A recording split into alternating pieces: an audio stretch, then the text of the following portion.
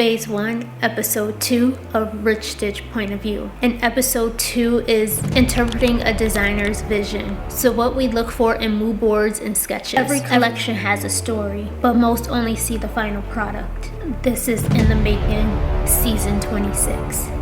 One collection, two perspectives, every detail. Every sketch tells a story and every mood board reveals a vision. It's our job to read in between the lines and bring that vision to life. So we received the new 2026 collection from Nouveau Riche Apparel. While they don't have a mood board, they do have all of their sketches. With all their sketches, there is details about each collection that I'll be showing you in a second. And then they also have a description for their overall theme. And then as you guys have seen in previous episodes, they also have videos. We can make this happen without a mood board, but I'm gonna show you what we go through step by step once we receive that new collection from a designer. When a designer shares their concept, we don't just see colors and textures. We look for intention. What message are they trying to convey through their fabrics? What emotions should their customers feel when they wear these garments? For Nouveau Riche Apparel, they have multiple different collections. Each collection is kind of like it's for a different customer. So this one is called Soft Spoken. It's not so much basic, but not as fun as some of the other collections. Like here is more fun, but as you can see, there are some pieces in here that you can also make more like business casual, but then you have some pieces that are more like outgoing club wear type of clothing. This one's also fun, very summery, spring, very floral. You have some that are more like the basics,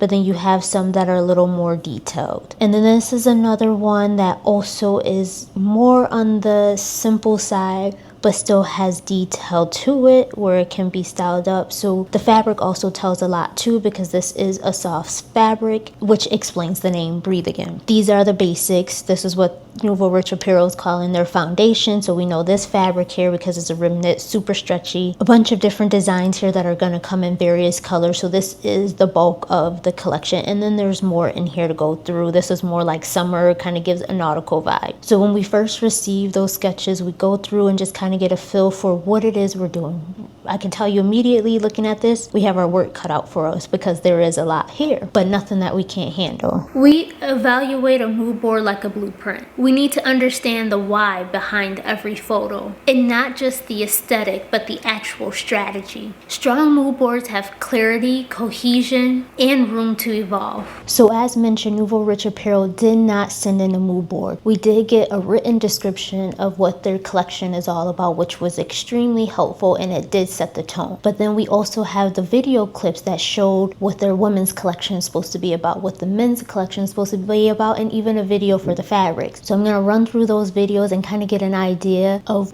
what Nouveau Riche Apparel is looking for, because those videos are very detailed. Now, you as a designer or any other designers, we don't expect you to go that far and create video mood boards for us to send in to set the tone. Of course, if you would like to, you can, but that is not expected. You can do a traditional mood board, you can do a written description like Nouveau Riche Apparel also sent in. But I'm going to show you really quickly a mood board, just like a general mood board that most people would create, and how we would view those mood boards. So I'm just going to go on Pinterest and find a mood board.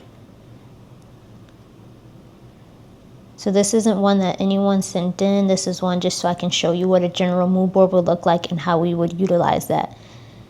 Okay, here's one right away. Okay, so this mood board is very like high-end upscale, very feminine but soft. It's simple. It's mainly black and white. A lot of silks in there, or I shouldn't say black and white because they clearly call out ivory, but using a lot of silk fabrics. So immediately I can already see this is going to be feminine but sexy yet classy. There's some sheer fabrics in here. They have the details of the high neckline in there. I see accessories here with pearls, so that gives me an idea that this is going to be for that woman that is seductive. You see the lingerie in there, but she keeps it classy. I see a lot of dresses here. You may even do like a wide leg jumpsuit here. So like while I don't have their sketches yet, I can already envision what their collection is going to look like. They might add in some touch of color like the red that's in here, but for the most part it's black and white, maybe some gray also. And then just quickly another mood board. Sorry, the lights are glaring.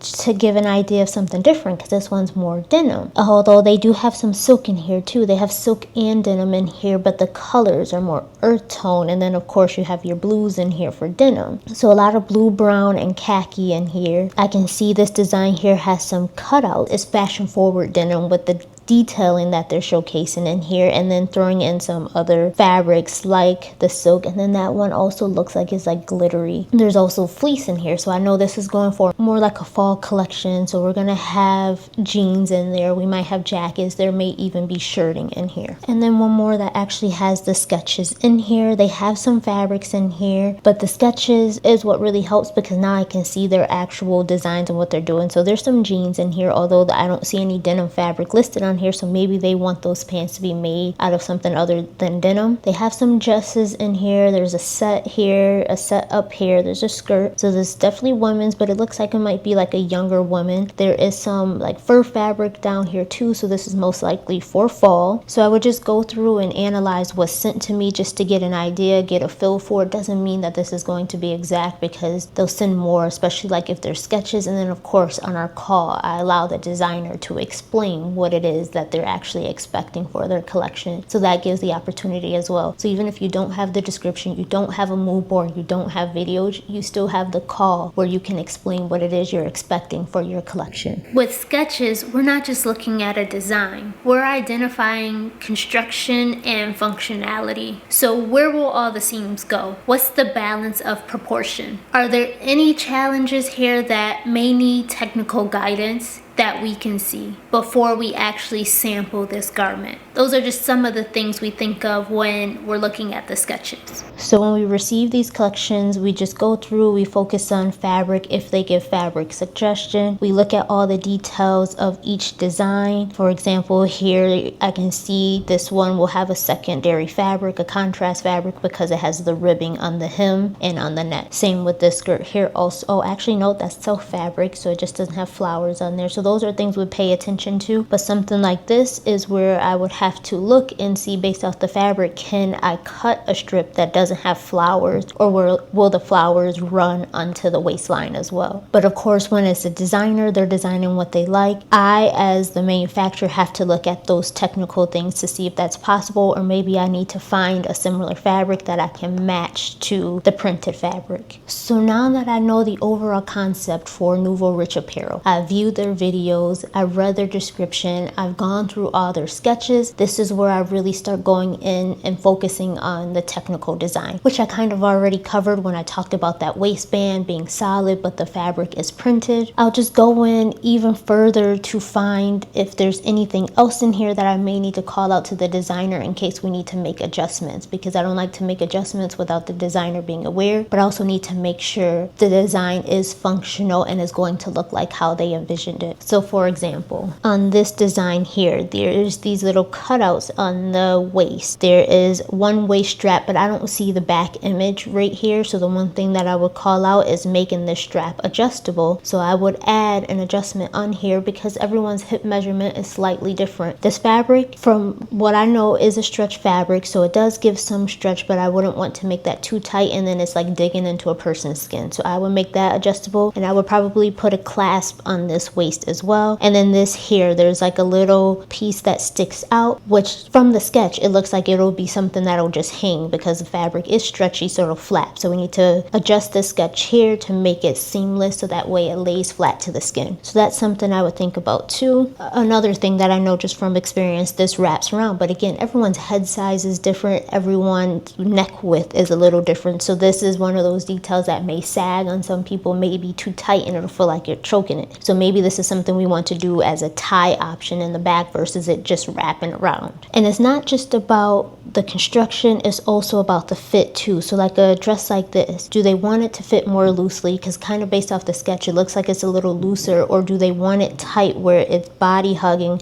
more like this dress. So I will pay attention to fit as well, so we can make sure the measurements make sense too. And then of course, after the first sample, adjustments can be made. So as you do a fit session, you'll realize some things may not fit as needed or may not function as properly. I've experienced it where you'll have something that's designed right, but then you go to try to put it on if it's like a turtleneck and it's hard to get over the head, so you have to make those adjustments. That's the purpose of a fit sample, so it doesn't have to be perfect the first time around, but I'll still go through and try to catch anything I can to correct it now so that it's done now versus later. We never assume anything. If anything is unclear, we ask for clarity by opening up a conversation. Partnership is what really makes this all work out. And then once I go through all of this, this is when I can do another call with the designer to point out any of my findings, and we can make adjustments as needed before we go into the next step, which would be sourcing the fabrics. Before we move forward, we make sure everything is aligned. And I'm talking mood board, materials, and measurements. So next we'll take that mood board and we'll make it tangible. And by next, I mean sourcing the fabrics that will make this mood board come to life.